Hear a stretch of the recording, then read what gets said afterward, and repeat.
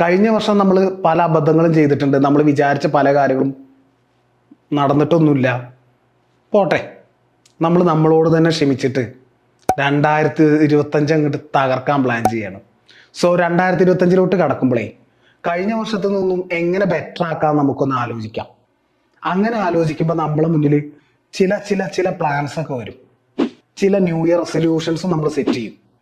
Daily 1 മണിക്കൂറെങ്കിലും exercise ചെയ്യും. കുറേ കാലമായി റീഡ് ചെയ്യണം എന്നൊക്കെ വിചാരിച്ചിട്ട് അരമണിക്കൂർ രാവിലെ എപ്പോഴെങ്കിലും ഒരു ടൈം മാറ്റി വെച്ചിട്ട് റീഡ് ചെയ്യും. പിന്നെ വർഷത്തിന്റെ അവസാനം ഒരു എമർജൻസി ഫണ്ട് എന്നുള്ള നിലയിൽ 1,00,000 രൂപയെങ്കിലും ഒന്ന് മാറ്റി വെക്കണം. അങ്ങനെ അങ്ങനെ അങ്ങനെ കുറേ പ്ലാൻസ്, കുറേ ന്യൂ ഇയർ റെസൊല്യൂഷൻസ് ഒക്കെ നമ്മൾ സെറ്റ് ചെയ്യും. അവിടെ അടുത്ത പ്രശ്നം വരും. പല ആളുകളും ഇതൊക്കെ സെറ്റ് ചെയ്യും. എക്സസൈസ് ചെയ്യണം, 1,00,000 രൂപ സേവ് ചെയ്യണം എന്നൊക്കെ സെറ്റ് ചെയ്ത് കഴിഞ്ഞിട്ട് ഒരാഴ്ച കഴിയുമ്പോൾ അത് മറന്നു. ചില ആളുകൾ ഫെബ്രുവരി ആകുമ്പോഴേക്കും ആ പരിപാടിയെ വിട്ടുപോകും. സോ നമ്മൾ ഈ ന്യൂ ഇയർ റെസൊല്യൂഷൻസ് ഒക്കെ ഉണ്ടാക്കും, പ്ലാൻസ് ഒക്കെ ഉണ്ടാക്കും, അടുത്ത വർഷം ഈ കാര്യങ്ങളൊക്കെ ചെയ്യണം എന്നൊക്കെ ചിന്തിച്ചാൽ പോലും നടക്കുന്നില്ല, അല്ലേ? എന്താണ് അതിന്റെ കാരണം നിങ്ങൾ ചിന്തിച്ചു നോക്കിയിട്ടുണ്ടോ? എനിക്ക് തോന്നിയൊരു കാര്യം, നമ്മൾ ന്യൂ ഇയർ റെസൊല്യൂഷൻസ് ഉണ്ടാക്കുന്നു, പ്ലാനുകൾ ഉണ്ടാക്കുന്നു, ഗോൾസ് ഫിക്സ് ചെയ്യുന്നു, അടുത്ത വർഷം തകർക്കണം, ഈ കാര്യങ്ങളൊക്കെ ചെയ്യണം എന്നൊക്കെ വിചാരിക്കുമ്പോഴേ അതൊരു ഡ്രീമിൽ മാത്രമേ വർക്ക് ചെയ്യുന്നുള്ളൂ. നമ്മൾ ജസ്റ്റ് ചിന്തിക്കുക മാത്രമേ ചെയ്യുന്നുള്ളൂ. ആ ചിന്തയെ, ആ ഡ്രീമിൽ നിന്ന് നമ്മൾ റിയാലിറ്റിയിലേക്ക് ഇറങ്ങി വന്നിട്ട് ഒരു ആക്ഷൻ പ്ലാൻ ഉണ്ടാക്കണം എന്നുള്ളതാണ്. ഇത് വെറുതെ ഒരു ചിന്ത മാത്രം, ഒരു ഐഡിയ മാത്രം ആയതുകൊണ്ടാണ് അത് നടക്കാത്തത്. നമ്മൾ അതിനെ അങ്ങോട്ട് ചെറുതാക്കി ആ ഗോളിനെയൊക്കെ അങ്ങോട്ട് സ്പ്ലിറ്റ് ചെയ്ത് ഒരു ആക്ഷൻ പ്ലാൻ ഉണ്ടാക്കണം. ഡോക്ടർ ഗെയിൽ മാത്യൂസ്, മൂപ്പര് കാലിഫോർണിയയിലുള്ള ഒരു ഡോക്ടറാണ്. അദ്ദേഹം ഒരു പഠനം നടത്തി. ഈ ഗോൾസ് ഒക്കെ സെറ്റ് ചെയ്യുന്ന ആളുകളിലായിരുന്നു ആ പഠനം നടത്തിയത്. ഗെയിൽ മാത്യൂസ് ഈ ആളുകൾ പഠനം നടത്തി അവസാനം കൺക്ലൂഡ് ചെയ്തതേ, ഗോൾസ് ഉണ്ട്, ഈ കാര്യങ്ങളൊക്കെ ഞാൻ ചെയ്യുന്നൊക്കെ പ്ലാൻ ചെയ്തിട്ട് മനസ്സിൽ സൂക്ഷിക്കുന്ന ആളുകൾ ഒരു വശത്ത്, മറുവശത്ത് ഗോൾസ് എഴുതി വെക്കുന്ന ആളുകൾ എന്നുള്ളതാണ്. ഈ എഴുതി വെക്കുന്ന ആളുകൾ 42% അധികം ആ ഗോൾസ് അച്ചീവ് ചെയ്തു എന്നുള്ളതാണ്. സോ എനിക്ക് പറയാനുള്ള കാര്യം, 2025 നമുക്ക് ഈ കാര്യങ്ങളൊക്കെ ചെയ്യാനുണ്ട്, ഈ പ്ലാനുകളൊക്കെ ഉണ്ട്, ന്യൂ ഇയർ റെസൊല്യൂഷൻസ് ഒക്കെ ഉണ്ടെങ്കിൽ ജസ്റ്റ് മനസ്സ് സൂക്ഷിക്കാതെ ഒന്ന് എഴുതി വെക്കാം. വെറുതെ എഴുതി വെച്ചാൽ പോരാ, ആ എഴുതി വെച്ചതിനെ ഒരു ആക്ഷൻ പ്ലാൻ ആക്കിയിട്ട് നമുക്ക് മാറ്റാൻ പറ്റും. ഇപ്പൊ നമുക്ക് പല പല പ്ലാൻസ് ഉണ്ടാവും. ഇപ്പോൾ ആദ്യത്തെ നമ്മുടെ ഫിനാൻഷ്യൽ ഗോൾ തന്നെ എടുക്കാം. വർഷാവസാനം 1,00,000 രൂപ സേവിങ്സ് ആയിട്ട് മാറ്റി വെക്കുക, ഒരു എമർജൻസി ഫണ്ട് എന്നുള്ള രീതിയിൽ മാറ്റി വെക്കാന്നുണ്ടെങ്കിൽ വർഷാവസാനം ഈ 1,00,000 രൂപ ഉണ്ടാക്കുന്നതിനേക്കാൾ നല്ലത് മാസം നമുക്ക് ശമ്പളം കിട്ടുമ്പോൾ ആദ്യം തന്നെ ഒരു 9,000 രൂപ ഒരു അക്കൗണ്ടിലോട്ട് അങ്ങ് മാറ്റാം. ഇങ്ങനെ ആ ഗോളിനെ സ്പ്ലിറ്റ് ചെയ്ത് വെക്കാം. ഇങ്ങനെ ഓരോ മാസം ചെയ്യേണ്ട കാര്യങ്ങൾ, ആഴ്ചയിൽ ചെയ്യേണ്ട കാര്യങ്ങൾ ആദ്യം നിങ്ങൾ പോയിട്ട് ഒരു ഡയറി വാങ്ങിയിട്ട് എഴുതുക. ഗോൾസ്, പ്ലാൻസ് ഇതൊക്കെ ഇവിടെ സൂക്ഷിക്കണേക്കാൾ നല്ലത് ഇവിടെ സൂക്ഷിക്കുകയാണ്.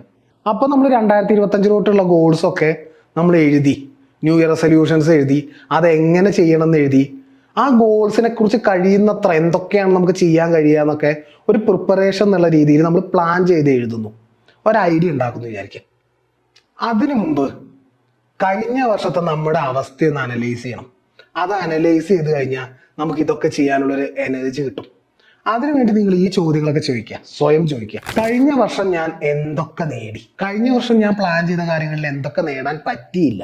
ഏതൊക്കെ മേഖലകളിലാണ് ഞാൻ വളർന്നത്? ഏതൊക്കെ മേഖലയിൽ ഞാൻ താഴോട്ട് പോയി, ബാക്കോട്ട് പോയി? കഴിഞ്ഞ വർഷത്തെ ഏതൊക്കെ ഹാബിറ്റാണ് എനിക്ക് പ്രോഗ്രസ് ഉണ്ടാക്കിയത്? ഏതൊക്കെ ഹാബിറ്റാണ് എന്നെ ബാക്കോട്ട് തള്ളിയത്? ഈ ചോദ്യങ്ങൾക്കുള്ള ഉത്തരം ഒന്ന് എഴുതി ആലോചിച്ച് വെക്കുമ്പോൾ തന്നെ കഴിഞ്ഞ വർഷത്തെ നമ്മുടെ അവസ്ഥ എന്താണെന്ന് നമുക്ക് മനസ്സിലാവും. ഇനി നിങ്ങളുടെ കോഴ്സൊക്കെ ഫിനാൻസ് സംബന്ധമാണെങ്കിൽ, പണത്തിന്റെ കാര്യത്തിലാണ് നിങ്ങൾക്ക് പ്രശ്നമുള്ളതെങ്കിൽ, ഈ എഴുതുന്നതിന്റെ തുടർച്ചയായിട്ട് നിങ്ങൾ കുറച്ചുകൂടി കാര്യങ്ങൾ എഴുതേണ്ടതുണ്ട്.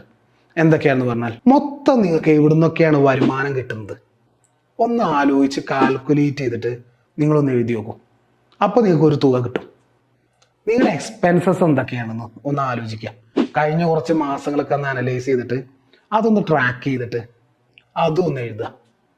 പിന്നെ കടങ്ങള്, ഇങ്ങനെ പല സ്ഥലത്ത് കൊടുക്കാനുള്ളതൊക്കെ ഉണ്ടാവുമല്ലോ, കടങ്ങൾ തന്നെ, പലിശ, അങ്ങനെയുള്ള കാര്യങ്ങളൊക്കെ ഒന്ന് എഴുതുക. അടുത്തത് സേവിങ്സ്, എമർജൻസി ഫണ്ട്, ഇൻവെസ്റ്റ്മെന്റും എഴുതുക. നമ്മളിത് എഴുതി വരുമ്പോൾ തന്നെ നമ്മുടെ കയ്യിലെ സമ്പത്തിന്റെ അവസ്ഥ എന്താണെന്ന് നമുക്ക് മനസ്സിലാവും.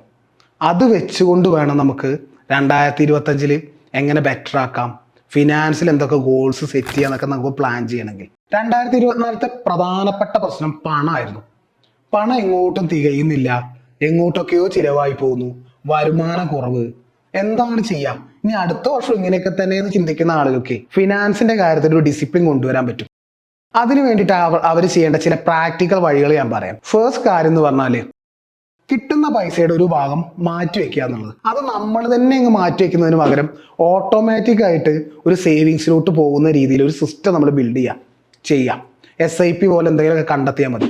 നമുക്ക് ശമ്പളം കിട്ടുമ്പോൾ തന്നെ ചെറിയൊരു തുകയെങ്കിൽ ചെറിയ തുക, നമുക്ക് എത്രയാണോ ശമ്പളം, എത്രയാണോ വരുമാനം, ആ കിട്ടുന്ന അന്ന് തന്നെ മാറ്റി വെക്കുന്നൊരു സിസ്റ്റം, അത് ഓട്ടോമാറ്റിക് ആണെങ്കിൽ നല്ലത്. അടുത്തത് നമുക്കൊരു ബഡ്ജറ്റ് ഉണ്ടാക്കണം. അത് മാസത്തിൽ ഇത്ര രൂപ വരവ് ചിലവ് അങ്ങനെയൊന്നല്ല, ആഴ്ചയിലും ദിവസത്തിലും വേണം. ആ ഒരു കണക്ക് വേണം.